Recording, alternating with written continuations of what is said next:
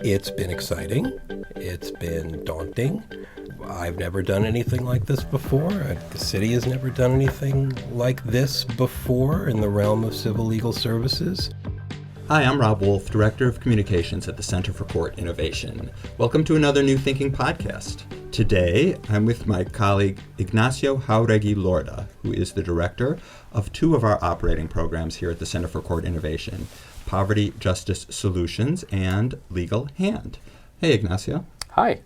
So Ignacio and I today are going to be speaking about the Office of Civil Justice, which is a relatively new office here in New York City, created by Mayor Bill de Blasio and our Council Speaker, Melissa Mark Viverito.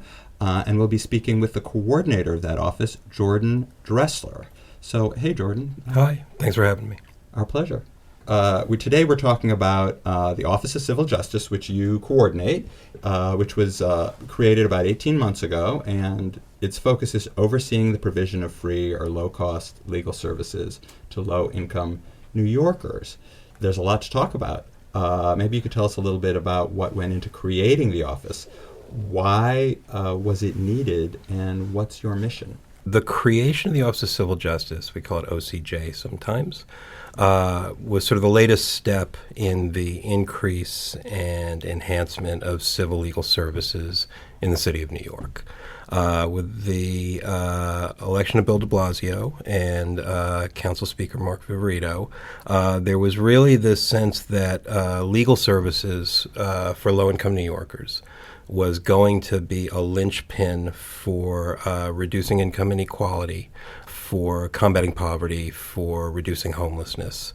And the first step down that path was a consolidation of all the contracts with third-party legal providers that had been scattered across the city's agencies. They were consolidated under one roof, the Human Resources Administration, which is the city's welfare and social services agency, under the leadership of Commissioner Stephen Banks, who used to be the Attorney-in-Chief of the Legal Aid Society. So a lot of familiarity with legal services and the important role they can play.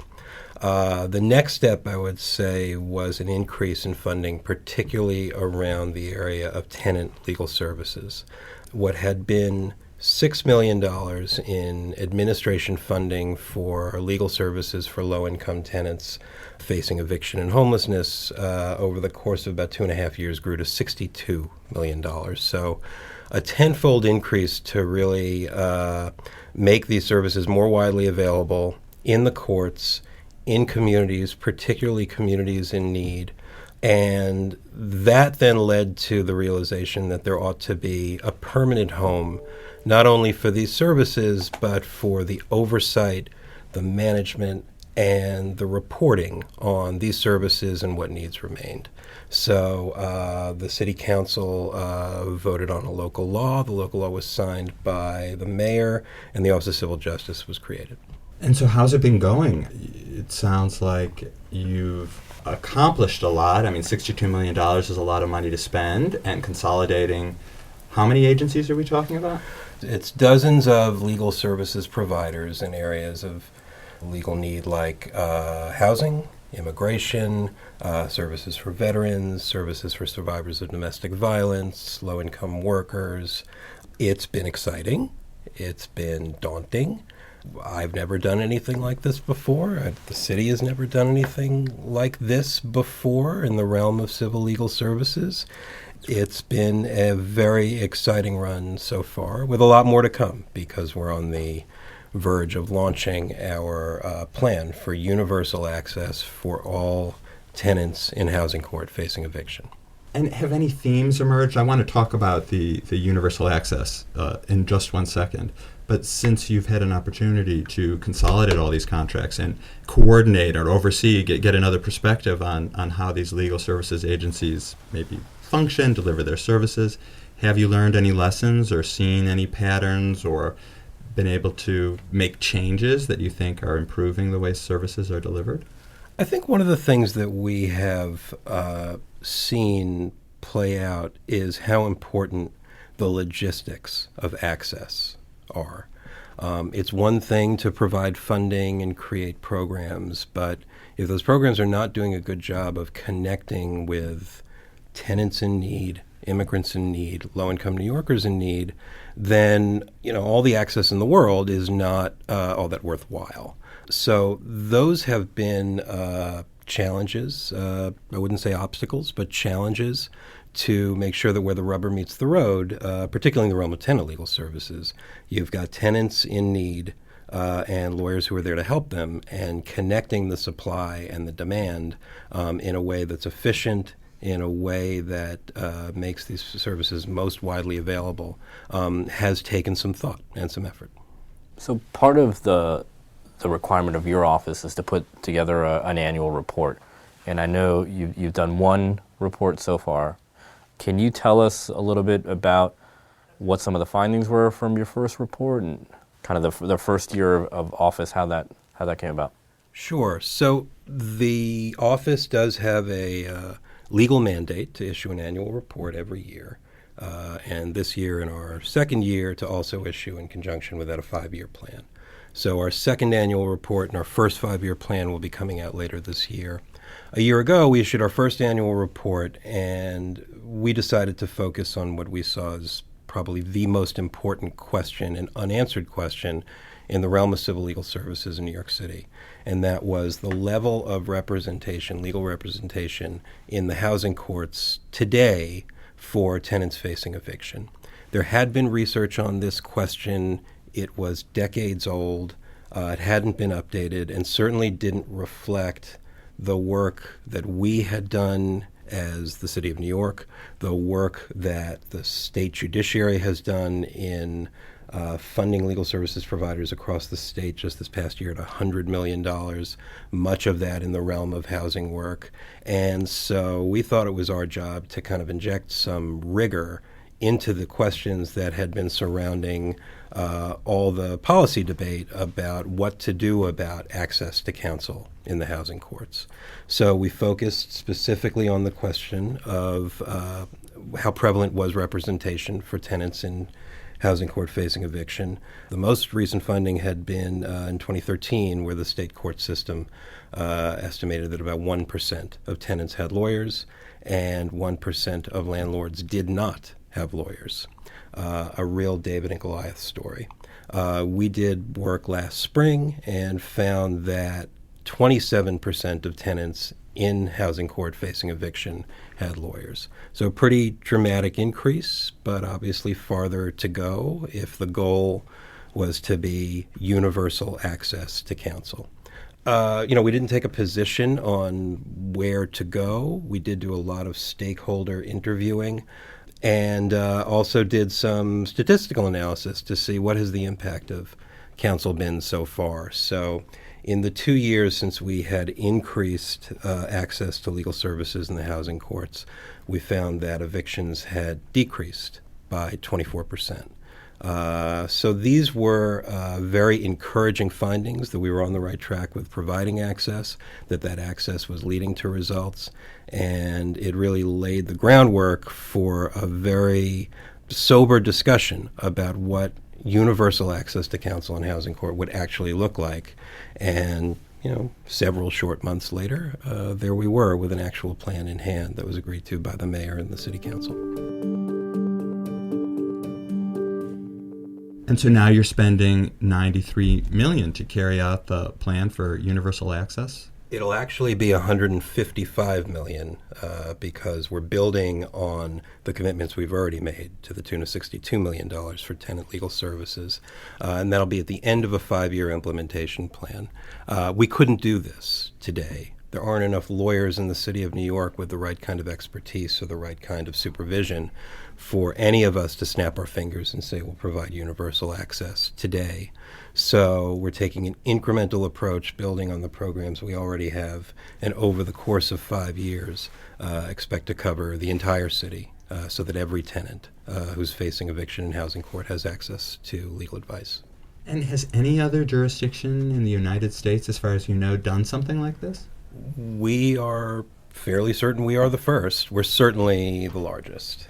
Well, let's talk a little bit about the logistics of the rollout. I mean, as you say, you don't have enough attorneys right now. So where are you going to find them? What are some of the other challenges that you're going to face?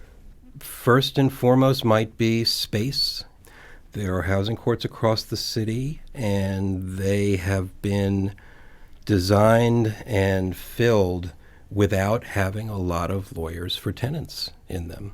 So the spaces, the shared spaces, the courtrooms are really not equipped to handle this massive influx of lawyers. Certainly aren't equipped today. But the court system has been a great partner as we've implemented our existing programs and continue to implement the Universal Access Plan going forward, and I think are well aware of how sort of business as usual in the housing courts, just from a logistical and a process standpoint, is going to need to change to encompass all of this new legal support for tenants. Jordan, do you get a sense of what the details of the plans will be in implementation? Yeah, I mean, the broad goal here and the intention is so that at the end of 5 years, every New Yorker facing eviction in housing court, regardless of their income level, regardless of where they are or where they live, will have access to legal assistance in court. That's new because right now our legal services are specifically dedicated for low-income New Yorkers. And when you say low-income New Yorkers, you mean? We set the limit at 200% of the federal poverty guidelines, which for a family of four is about $50,000 a year. Right now, legal services are available only to folks at or below that level. With the Universal Access Plan, as we roll out neighborhood to neighborhood, area to area, anyone in those areas that are part of our catchment area, regardless of their income level, will have access to legal advice and assistance. And anyone at or below that low income level will have access to full legal representation, meaning a lawyer handling their case, standing next to them on their case from the beginning until the end. And how are you determining which areas to roll out first? It's based on an evaluation of need. There had been some discussion about targeting particular populations, vulnerable populations, and the fact of the matter is one of the things we learned over the course of the last couple of years is that it's very difficult, if not impossible, for the court to play a role in identifying folks who fall within particular population categories. The court doesn't know if someone's a senior, if someone's a veteran, but they do know if a case is in a particular zip code. And what's more, if we are targeting particular zip codes with particular programming, there's accountability in looking at how many cases were there actually in this zip code and how many did our programs reach. Very difficult, if not impossible, to do when you're talking about something tied to the tenant as opposed to tied to the case. So we've had good success in targeting zip codes so far. Our expanded legal services program, on which the Universal Access Program is going to be built, has targeted zip codes that were particularly high feeders of the homeless shelter system, and now we're looking at a broader array of criteria, including the presence of rent-regulated housing in the zip code and other eviction pressures.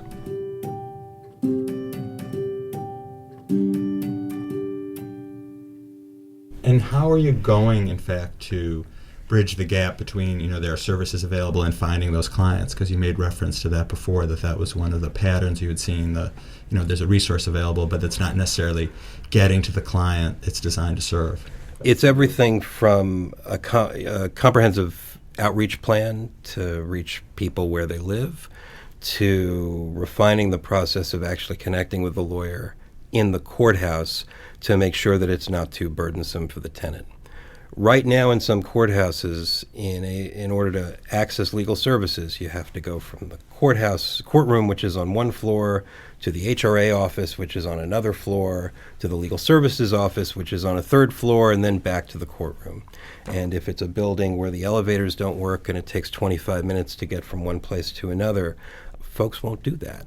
So we're working with the courts and with the legal services providers to actually bring the legal services and the access points directly into the courtrooms where the cases are being heard.